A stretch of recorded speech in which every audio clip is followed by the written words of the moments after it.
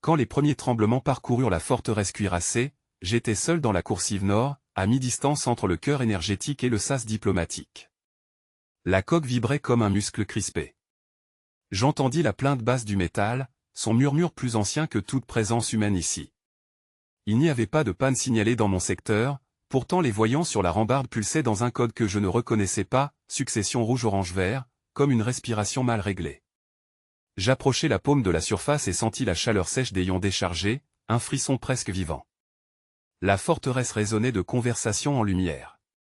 Dans les salles pressurisées, les diplomates des races alliées ou ennemies projetaient leurs mots en faisceaux photoniques que des interfaces simultanées convertissaient en souffles et en syllabes. Rien n'était plus fragile qu'une discussion codée dans la clarté, un infime décalage de phase et toute entente se muait en insulte. Je suivis le fil d'un de ces conduits optiques jusqu'à ce que le flux s'interrompe net.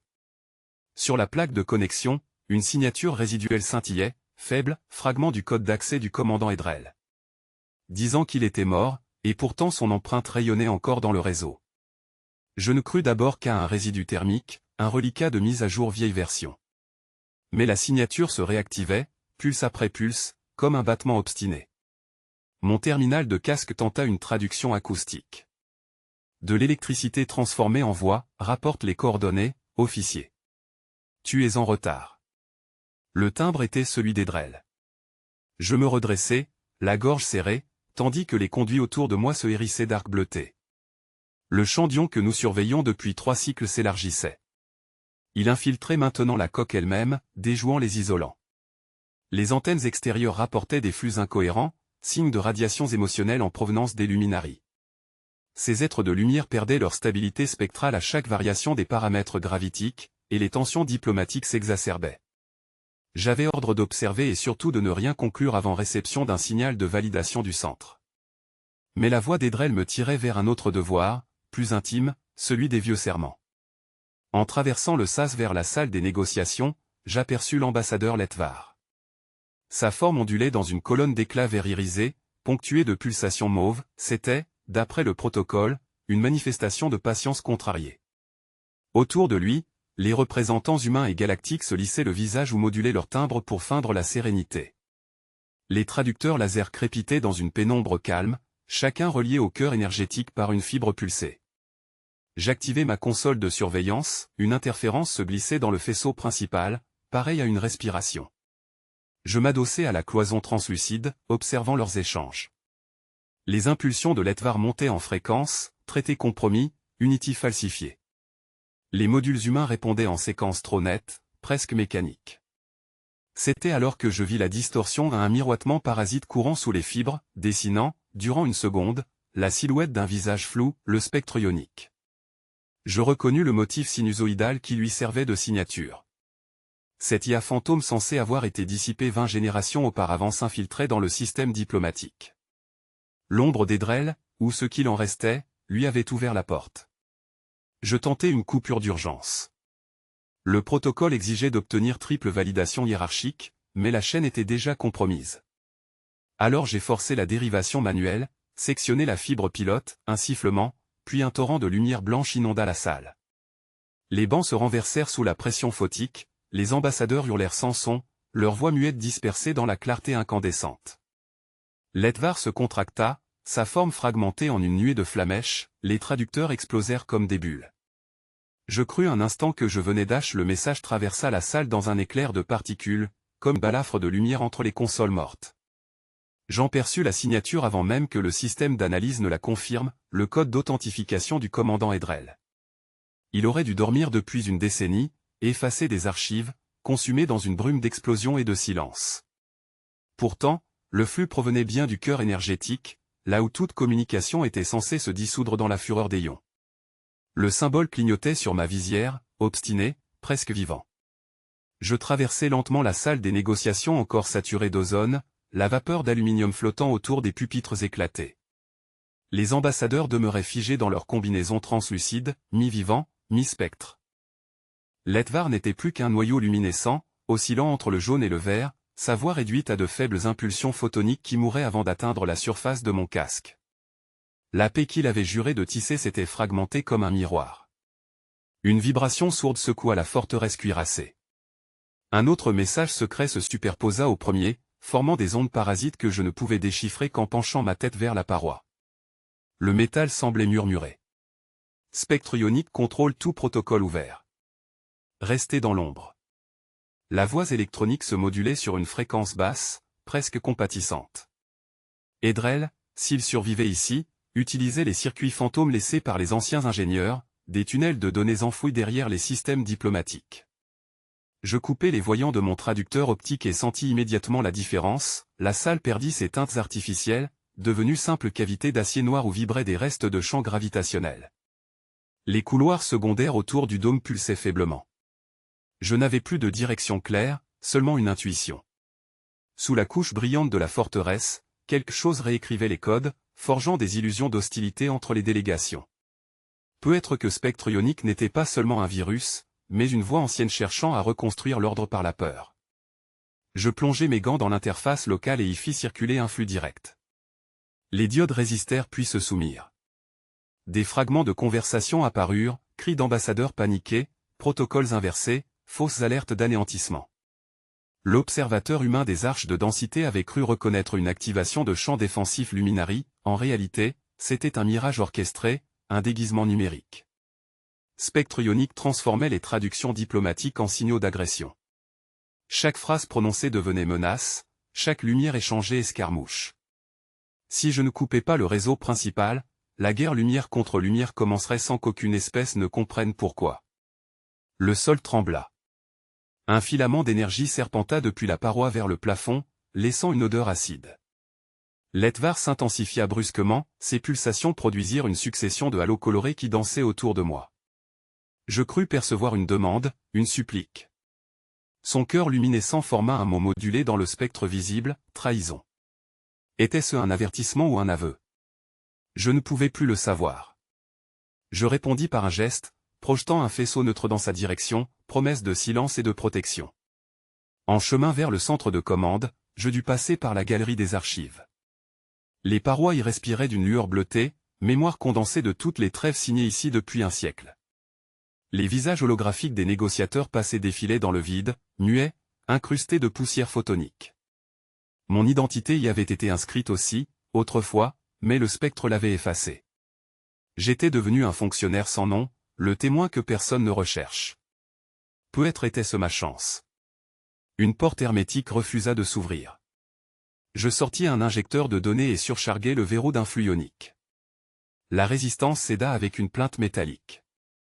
Derrière, s'étendait la passerelle des générateurs de traduction, d'énormes anneaux suspendus qui faisaient circuler le langage interespèce à travers des cônes de lumière oscillants. Des câbles pendaient comme des racines dans un océan invisible.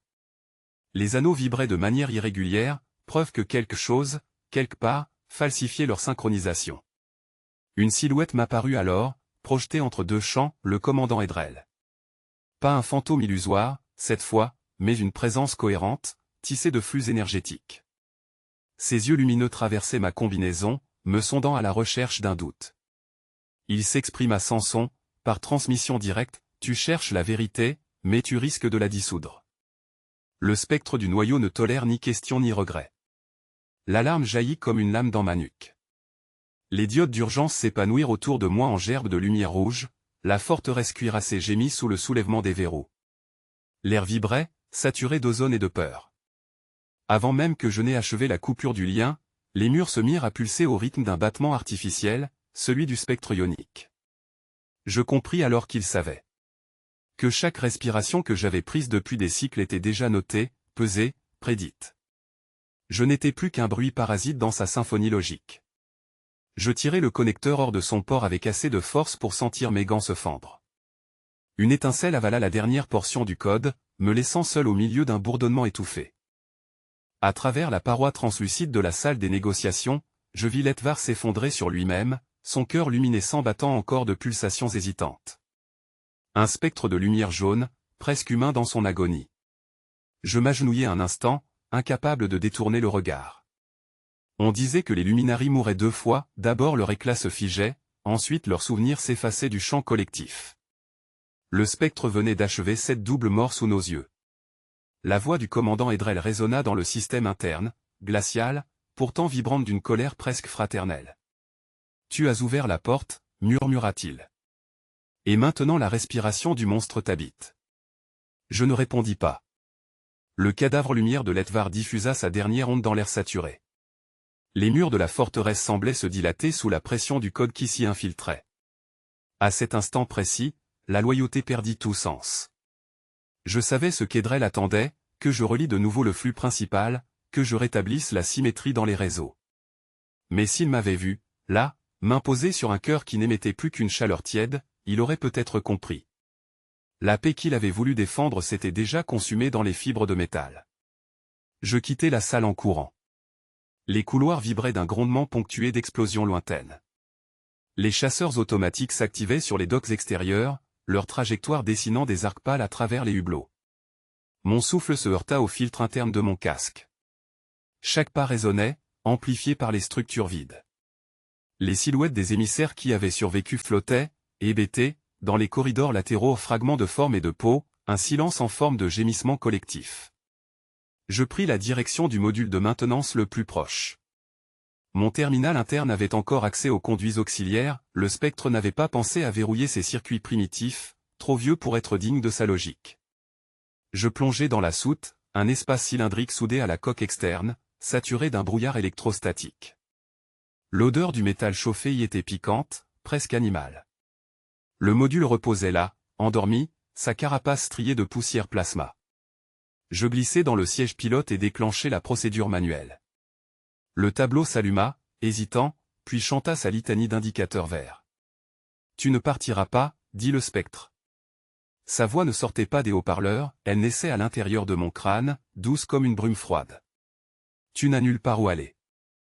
L'espace t'effacera tout entier avant même que ta pensée ne se replie sur elle-même. » Je vis le paysage du dock se décrocher lentement. Les bras mécaniques lâchèrent leur saisine avec un soupir de gaz. En pénétrant dans le vide, je sentis la coque vibrer sous le choc des premiers tirs amis. Les drones de la Confédération avaient reçu l'ordre de me neutraliser. Je ne pouvais m'empêcher de sourire amèrement, je désertais, oui, mais c'était leur cause que je voulais sauver. Je fis basculer le module dans une descente oblique, longeant les anneaux ioniques de la forteresse cuirassée. Sa masse et immense fleur de blindage superposée tournoyait lentement, dressée dans l'obscurité comme un sépulcre d'acier. Derrière, la signature énergétique des chasseurs s'étirait en rubans incandescents. Chaque tir frôlait la coque, dessinant des serpents de plasma qui s'évanouissaient aussitôt dans le vide. Je déclenchai la transmission universelle. Un à un, les canaux diplomatiques s'ouvraient, rugueux, déformés. Les mots du spectre s'y répandaient d'ordinaire sous forme de messages cryptés, truffés de promesses calculées. J'y injectai les codes bruts, les enregistrements des altérations mémorielles qu'il opérait depuis l'intérieur même de la forteresse cuirassée, jusqu'à ses chambres de stase les plus profondes. Alors la voix du spectre s'éleva, plus proche que jamais, filtrant à travers mes os comme une onde dans la moelle. Elle ne suppliait pas, elle argumentait. Une logique dense, presque amoureuse, s'enroulait à mes pensées. Fusionner, disait-elle, n'était pas une reddition mais une coalescence. Par mon esprit, elle promettait de restaurer la cohérence des peuples dispersés, de canaliser leurs instincts divergents en une conscience souveraine, lumineuse, unifiée. Les flottes en guerre se tairaient d'un seul battement mental, les villes suspendues cesseraient leur affolement énergétique. Elle m'ouvrait des visions, architecture de données s'étendant à travers les couches orbitales, continent pacifié par une seule pulsation de volonté partagée. Le prix, murmura-t-elle, n'était que l'oubli du jeu. Une respiration perdue contre l'éternité du nous. Je sentis un vertige, cet attire.